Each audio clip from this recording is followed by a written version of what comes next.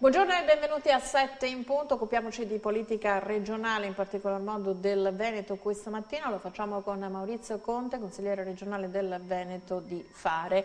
Buongiorno. Buongiorno, grazie dell'invito. Buongiorno a tutti. Cosa state facendo in regione? In regione si sta appunto guardando a quella che è appena stata fatta come riforma, quella della sanità, la riforma dell'azienda zero, una riforma che sicuramente dovrebbe essere epocale, io spero in senso positivo, anche perché la preoccupazione è che questa riforma, che sicuramente può essere utile nell'ambito di una razionalizzazione della gestione organizzativa, amministrativa in particolare, non vada a incidere sulla qualità e sulla essenzialità dei servizi sanitari, e non solo sanitari ma anche quelli sociali, anche perché questo è un aspetto fondamentale di quello che è stato sempre in Veneto il forte legame del territorio, le conferenze dei sindaci che hanno accompagnato molto spesso anche quelle che erano riorganizzazioni della sanità e soprattutto in quello che è il servizio sociale.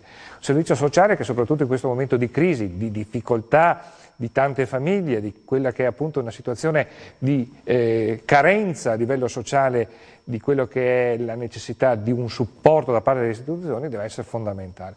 Lei però sta delineando un quadro di timore, però il piano si chiama sociosanitario, dovrebbe andare veramente nella direzione del sociale, invece lei teme una virata sanitaria e lo argomenta anche con il blocco della delibera della realizzazione degli ospedali di comunità. E quindi sì, cos'è? Il primo no all'attuazione della riforma sanitaria? Allora, quel piano sociosanitario che è stato approvato nel 2013, che non è stato completato, scadeva appunto l'anno scorso, è stato prorogato fino al 2018, però mantenendolo fermo. Vuol dire che tutto quello che non è stato applicato di quel piano non verrà applicato dai nuovi direttori. È stato cristallizzato? È stato cristallizzato in attesa di capire effettivamente cosa andare a tagliare, perché poi è questo il sunto.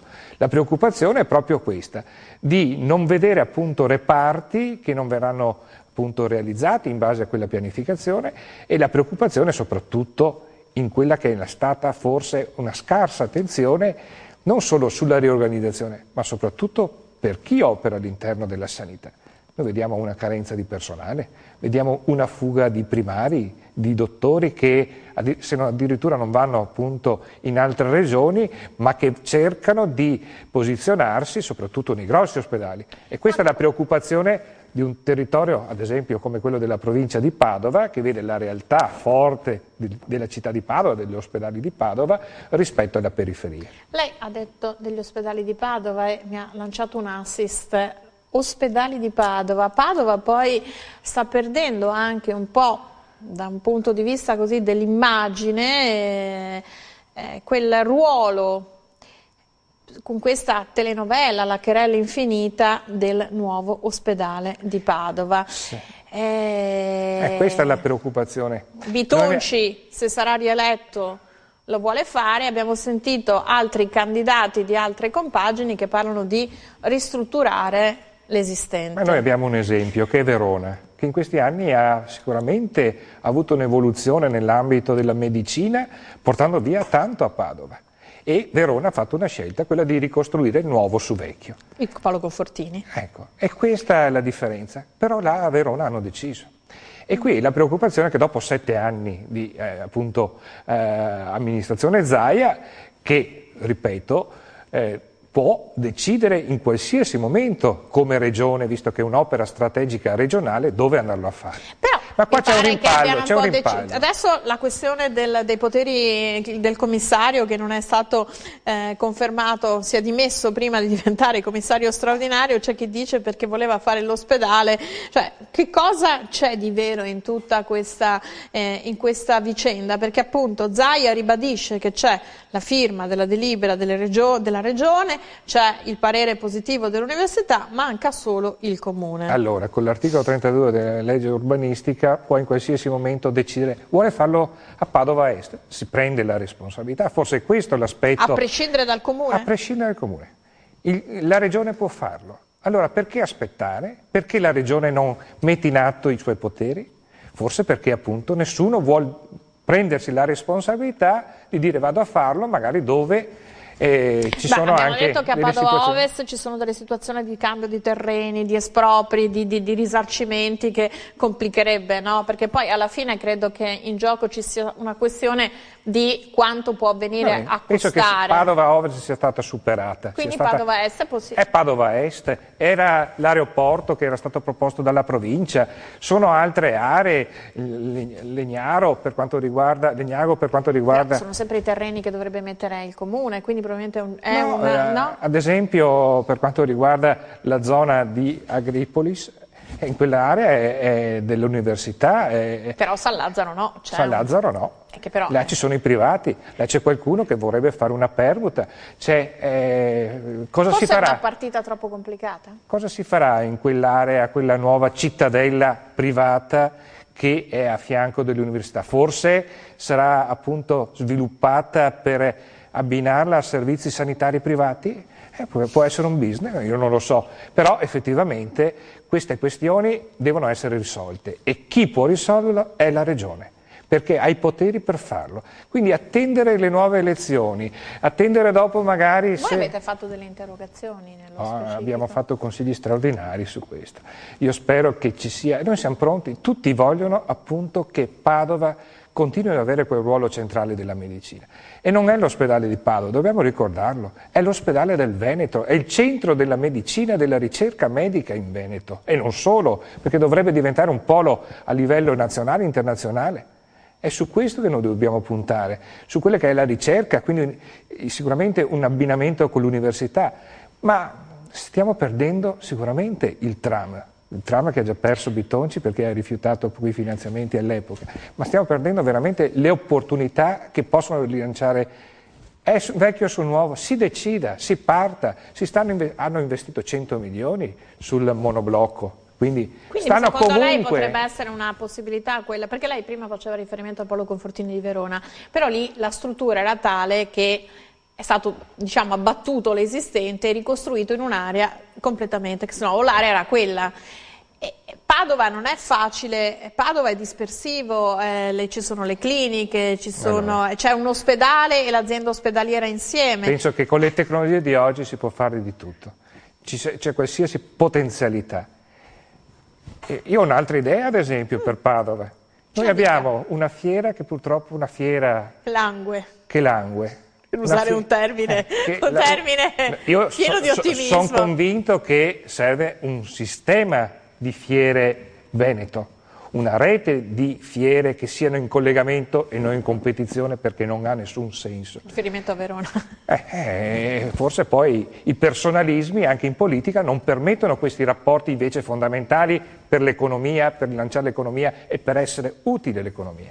Ma una fiera come quella di Padova attuale non ha nessun senso. Nel terzo millennio non ha senso una fiera di questo tipo che vive o sta morendo. In quell'area invece potenzialmente può sorgere anche l'ospedale. Si sta realizzando il centro congressi, può diventare il centro congressi della medicina, diventare un polo anche di aggregazione culturale e di ricerca e di innovazione. Allora è su questo che siamo fermi. Siamo fermi su anche quella che sarà la campagna elettorale. Zaia ha chiesto, teniamo fuori l'ospedale dalla campagna elettorale. Perché? Forse perché è quello che ho detto prima, perché la competenza della regione non è del comune. Allora campagna elettorale di Padova, giusto? Campagna elettorale di Padova. Allora è su questo, però i temi devono essere affrontati, non c'è solo sicuramente c'è la criminalità, c'è l'insicurezza, ci sono temi che toccano la pancia della gente. Ma poi ci sono quei temi concreti che dopo aver vinto le elezioni bisogna affrontarli. Da ex leghista, il fatto, com'è legge, com'è l'ascesa e la discesa di Massimo Bitonci? Bitonci, la Lega Nord che conquista un capoluogo di provincia di peso e poi lo perde per alto tradimento? Penso che non ci sia stato nessun complotto, nessuna appunto azione, si è arrangiato da solo. Purtroppo, conoscendo anche la persona, ha un carattere non semplice e sicuramente forse non è riuscito a coinvolgere, far squadra, perché poi amministrare vuol dire essere in grado anche di delegare, di essere in grado di coinvolgere chi ti sostiene. e sicuramente questo per me è l'elemento fondamentale. Ma secondo lei una nuova candidatura lo penalizzerà o lo riconfermerà? Se avesse una palla di cristallo, vedendo anche gli altri candidati, perché ovviamente lei può fare un ragionamento, no? Di parte. Invece io, sicuramente lui ha giocato l'aspetto di essere vittima, di vedere complotti intorno, di addossare ad esempio a Forza Italia che la colpa di quello che è successo a livello politico. Io ritengo che purtroppo, spero, soprattutto la campagna elettorale si svolga sui contenuti del programma, su quelli che saranno gli obiettivi per rilanciare Padova. Padova purtroppo ha perso la sua centralità che aveva sia nell'ambito economico, sia nell'ambito dell'università, sia ad esempio... E a Cefala. Sì, e a Cefala. Ha perso la sua capacità di essere alla testa di quella che è appunto l'economia e il centro economico del Veneto. Voi che candidato come fare?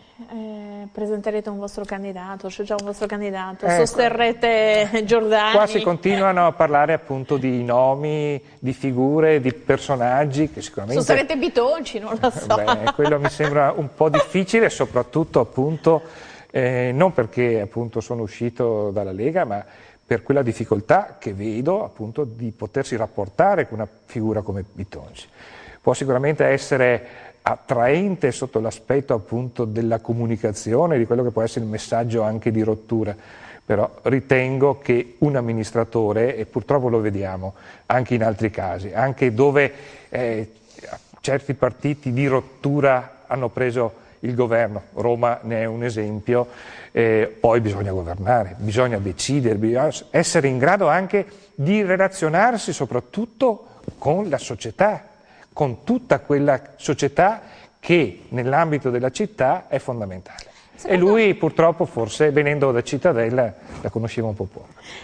Questo è il commento su Bitonci. Gli altri ipotetici candidati, il Movimento 5 Stelle, secondo lei che chance ha? Anche proprio magari potrebbe convogliare a sé i delusi dal candidato della Lega Nord, oppure accentrare l'elettorato che è stanco e deluso magari sicuramente al di là degli andamenti, delle situazioni appunto di altre città. No, proprio facendo un'analisi per penso Padova. Sia comunque un aspetto che può cogliere quella che è l'insoddisfazione, più che la protesta, l'insoddisfazione, soprattutto della politica in generale. Ma vediamo che purtroppo poi scegliere chi non ha mai avuto nessuna esperienza, coloro che magari non hanno nessuna formazione, sicuramente uno può essere nuovo, può essere appunto indenne da tutti i mali, però purtroppo poi vediamo bisogna anche essere in grado di gestire le macchine. Purtroppo ci troveranno di fronte chi andrà a governare comunque delle strutture organizzative interne, funzionari, dipendenti, che devono essere indirizzati. E questo non può essere delegato poi alla burocrazia, perché molto spesso poi magari chi ti vuole male ti mette anche la polpetta avvelenata sotto. Quindi io spero che al di là della protesta, quelle che saranno appunto le prossime elezioni, soprattutto a Padova, ma in generale in tutte quelle che sono le elezioni amministrative, si guardino le persone. E sicuramente magari candidati che provengono non direttamente dalla politica. Ci sono due imprenditori, se non sbaglio, sì, no? imprenditori Sposato come e Sergio Giordani. Ecco, Sposato e Sergio Giordani. Io faccio già una previsione per quanto riguarda Sposato, che secondo me si sta mettendo in forte evidenza, soprattutto iniziando già la campagna elettorale con dei cartelloni enormi, ma l'obiettivo è quello di andare ad appoggiare Bitonci. Prima che questo è chiaro, secondo me magari poi vedendo che non avrà chance sarà pronto appunto a sostenere già al primo turno Bitonci. Quindi è un tentativo di recuperare magari quei voti, perché i messaggi che sta mandando fuori adesso Sposato sono contrari a Bitonci, sia per quanto riguarda l'ospedale, sia per altre scelte. Beh, e quindi lei crede che all'ultimo momento ci sia un'inversione di rotta? Secondo me sì. Ma questo però è un rischio, perché è un rischio che magari chi si sta avvicinando a questa figura possa poi Poi ci sono tradito. Anche i calcoli, qualcuno magari per arrivare al ballottaggio ha bisogno anche di quei voti. se no rischia di essere tagliato fuori. Pensando a Sergio Giordani, che ha portato il Calcio Padova in Serie A, che non è una boutade, perché poi rappresenta, no? Vabbè, sì, rappresenta come Berlusconi aveva il Milan. No, vabbè, ma non è quello, credo che a Padova comunque sia una figura nota e che probabilmente ha una sua storia. Ecco. Ha una sua storia, sicuramente legato alla città, è una sua storia anche imprenditoriale, è una persona che sicuramente è equilibrata, anche nell'ambito appunto non solo professionale ma anche di quella che è stata i suoi incarichi, vedi presidente Interporto, quindi una persona che ha sicuramente il quadro anche della città, sia sotto l'aspetto economico sia a livello sociale. Quindi che potrebbe avere le capacità amministrative, ma è realmente indipendente ecco, o si fa fatica, questo è l'aspetto. È riconducibile al centro-sinistra? Questo è qualcuno, soprattutto il PD, ha cercato e cerca di mettere appunto il cappello sopra il candidato. Io ritengo che se Giordani vuole diventare veramente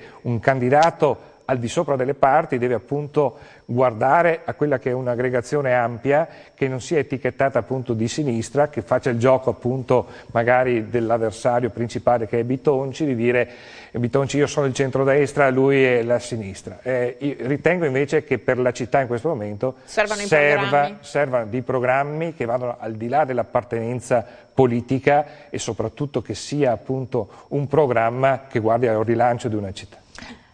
Tornando in regione, il referendum per l'autonomia è stato concesso, c'è un dialogo in corso, se non sbaglio, tra il Presidente della Regione con il Ministro degli Affari Regionali per avere anche un sostegno, chiamiamolo così, insomma, economico, l'idea di fare un election day, far corrispondere le date delle amministrative con il referendum. Zaia dice: se non ho risposte da Roma vado avanti da solo, sono pronto a investire, se non sbaglio, 14 milioni di euro.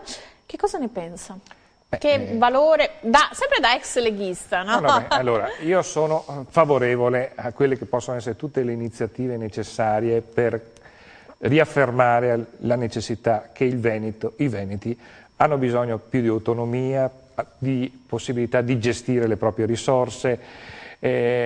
Si parla in certi casi di dipendenza. Allora, sicuramente le cose sono diverse, autonomia e indipendenza, secessione, eravamo arrivati alla secessione, ma quello che è l'obiettivo... Sono sempre state parole che servivano più che altro a comunicare una protesta. Sicuramente questo Bossi... Io me lo ricorderò sempre, il 1996, quella piccola parolina, la prima festa lì a Venezia, sì. Quella parolina che lo manteneva nell'alveo ovviamente della Costituzione. Certo, ecco, e questo è l'aspetto fondamentale, quello di agire nell'ambito di quelle che sono le norme, le leggi, la Costituzione. Allora, sicuramente questo può essere un momento importante, quello del referendum, importante soprattutto per rafforzare la posizione politica di chi governa il Veneto. Quindi poter andare a Roma e rivendicare una dobbiamo ricordare Veneto che comunque, a statuto speciale. Ecco, allora, dobbiamo ricordare che comunque Zaia aveva preso il 50%, aveva già avuto una legittimazione a prendere posizione forte nei confronti. Questo non l'ha fatto. Perché effettivamente... continua a sottolineare la mancanza di determinazione da parte del governatore, come ma allora, se forse, rimanesse un po' un tenten, rimane allora, un po' penso defilato? Che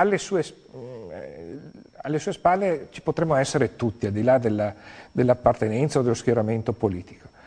Perché? E forse questa è la differenza rispetto a altre regioni. La Sicilia insegna.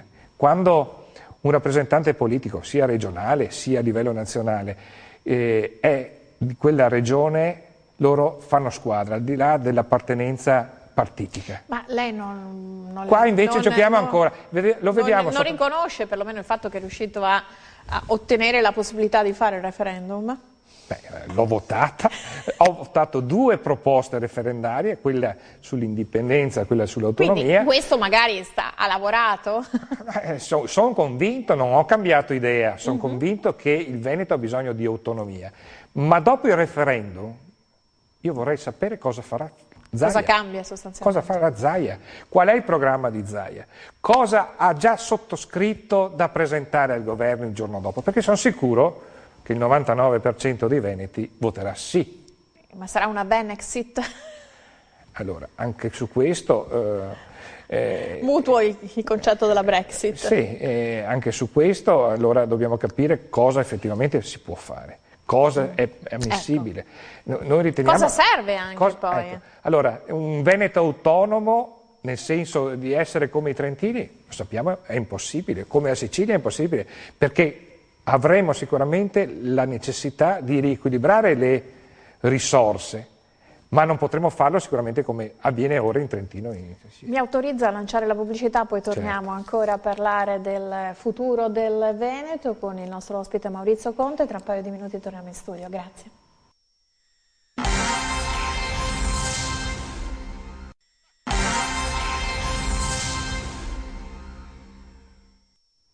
Siamo tornati in studio, con noi il consigliere regionale di Fare Maurizio Conte e stavamo parlando di questo referendum. Lei ci diceva, io ho ipotizzato il giorno dopo al referendum, supponendo che appunto sia una plebiscitario. Sì, perché effettivamente è il vecchio federalismo, no? Certo. Il famoso 19%. Che non è mai stato attuato perché appunto purtroppo non siamo mai... I sindaci del nord-est, sì. no? Quindi sarebbe abbastanza singolare se invece il risultato fosse opposto. Però anche questo potrebbe essere... Ma penso che non sia possibile, però... Venexit, supponiamo come potrebbe... in qualche modo Zaia potrebbe, e la Regione Veneto potrebbe avere dalla sua un viatico per rivendicare... Quali forme di autonomia? Perché lei ha detto non Veneto statuto speciale. Beh, sicuramente avrebbe una forza politica maggiore, una forza politica che sgombrerebbe qualsiasi poi dubbio su quello che è il suo mandato. E io vorrei appunto capire quale sarà il suo mandato il giorno dopo, cosa andrà a chiedere effettivamente al governo, quali deleghe, quali competenze, quali conseguentemente risorse potremo gestire. Quindi è su questo che io direi, Presidente, prima del referendum, vieni in Consiglio regionale, dove ti vediamo un po' poco, vieni in Consiglio, fai la tua proposta chiara di cosa andrai il giorno dopo a discutere col governo e avrai l'appoggio sicuro di tutto il Consiglio. Sono convinto che anche la sinistra a quel punto non può dire di no. 5 Stelle? 5 Stelle parla di autonomia, poi sai, magari qui in Veneto, poi nel resto d'Italia ho paura che la pensano un po' diverso. Però è questo, penso, il segnale importante che potrebbe dar Zaia, convincendo tutti che quello che sta facendo e proponendo lo vuole portare avanti veramente.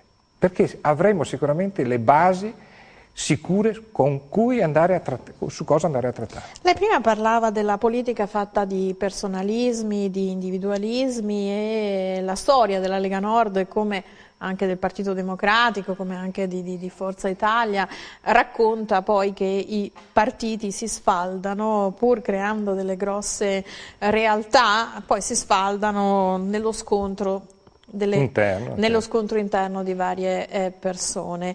Come vede la Lega Nord, come vede un po' tutti i partiti? No? Beh, in questo momento sicuramente la politica è in forte crisi, soprattutto la politica dei partiti, e lo vediamo appunto su qualsiasi schieramento. Nella stessa Lega, cioè, ci sono figure completamente opposte, un Salvini rispetto a un Zaia, cioè un Salvini nazionalista, perché ormai si è etichettato in quella maniera, rispetto a un Zaia autonomista. E quindi una Lega che è nata dall'aggregazione di movimenti diversi, la Lega Veneta, la Lega Lombarda, con realtà fortemente identificate nel territorio, è completamente cambiata. Quindi oltre a posizioni diverse, anche di pensiero, c'è anche una evoluzione dei partiti. Quello che sta succedendo in Forza Italia, dove effettivamente c'è una ormai succube accettazione che non sono più loro coloro che stanno trainando e possono trainare il centrodestra. Anche perché non c'è un leader, no? Ecco, la mancanza di un leader. Che potrebbe essere ancora Silvio Berlusconi, ma insomma è un leader un po' stiracchiato per mille motivi, Nell'ambito dai motivi appunto giudiziari che anche per una questione anagrafica. E nell'ambito della sinistra vediamo il vecchio pensiero comunista che si scontra con un Renzi che, al di là dei buoni intenti, però appunto dimostra che effettivamente cambiare le cose forse non è facile. Secondo lei un Gentiloni, che è molto più silente, meno comunicatore, è come un Mattarella rispetto a un Pertini, cioè, allora non sono queste, purtroppo vedi a livello internazionale stanno vincendo figure forti, effettivamente è questo, Trump da una parte, figure che abbiano anche un carisma. È quello che forse manca in Italia, non in senso negativo, ma in senso soprattutto aggregativo. Quindi forse solo Renzi, Salvini sono queste figure che in un senso o in un altro comunque sanno imporsi? Sì, però che non sono completi. Salvini non ha mai amministrato, ad esempio. Secondo lei Salvini... Non vuole vincere le elezioni, per me. E non è la voce di Zaia?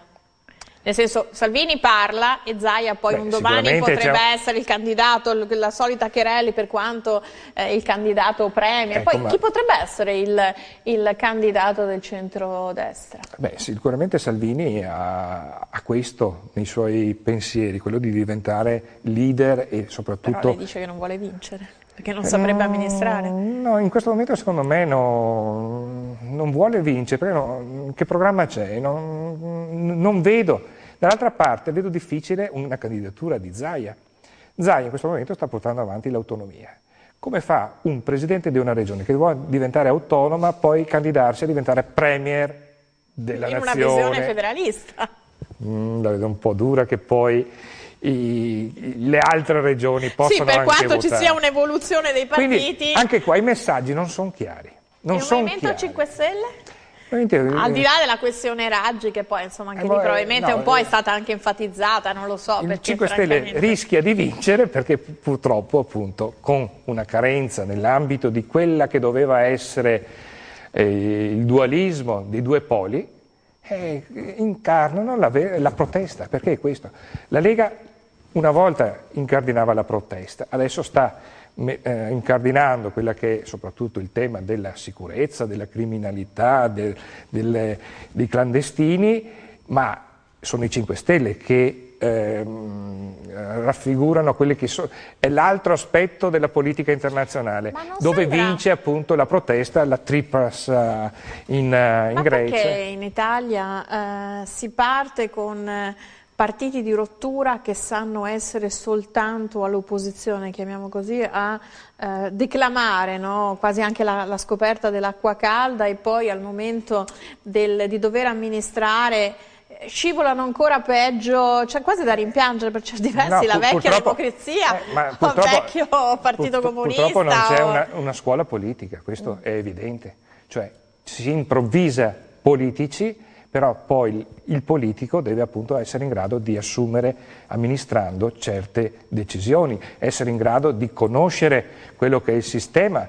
E purtroppo come si va a scuola per imparare una professione, forse sarebbe logico anche iniziare a potenziare, anche sotto l'aspetto culturale e formativo, quello che è il ruolo del politico. Ma la Seconda Repubblica non era stata caratterizzata proprio dalla novità di non avere dei politici di professione, proprio per non avere un radicamento, no, legato alla questione tangenti, debito pubblico, e alla fine è un fallimento di quella idea di Seconda Repubblica. Allora, per far questo vuol dire visto che poi l'obiettivo è quello di ridurre i costi della politica, quindi ridurre sia gli stipendi, sia... o vanno chi ha soldi, chi appunto non ha bisogno di come in America, questo è il risultato appunto dell'America, o altrimenti effettivamente ci troveremo di fronte a una incapacità di una vera proposta politica e soprattutto di politici in grado di farla. Un'ultima cosa, come vede Trump? Trump, tra virgolette, mi fa un po', non dico paura, ma sicuramente è un elemento di rottura che può rompere però anche degli equilibri importanti, di rapporti importanti. Attaccare l'Europa vuol dire appunto dar spazio comunque a due realtà, che è quella appunto americana e quella russa, finché non si muove la Cina, perché poi ci sono anche equilibri importanti. Ecco, qui mi preoccupa soprattutto il ruolo dell'Europa, che non è mai riuscita, al di là della moneta, ad avere una forza politica. E l'Europa è al tramonto? L'Europa può, secondo me, rilanciare se ritorna a quelli che sono i legami con l'entità del territorio, l'Europa delle regioni. Perché leggevo che insomma, l'Europa concepita come è concepita oggi è solo a servizio esclusivo della Germania, che se l'Italia uscisse dall'Europa ne avrebbe dei vantaggi e chi perde l'Italia o la Francia, non so se erano delle interpretazioni, ma ripeto, non erano degli anti-europeisti che scrivevano, leggevo degli Bisogna editoriali. ricostruire un'Europa, sicuramente pensare in questo momento di uscire, penso che a qualsiasi imprenditore, qualsiasi economista serio che veda appunto la possibilità di uscire dall'euro è impossibile. L'Inghilterra è uscita perché aveva la sua moneta ancora, è una differenza enorme. Io ringrazio Maurizio Conte per questa intervista, subito dopo la pubblicità, altri ospiti e altri argomenti. Grazie, arrivederci.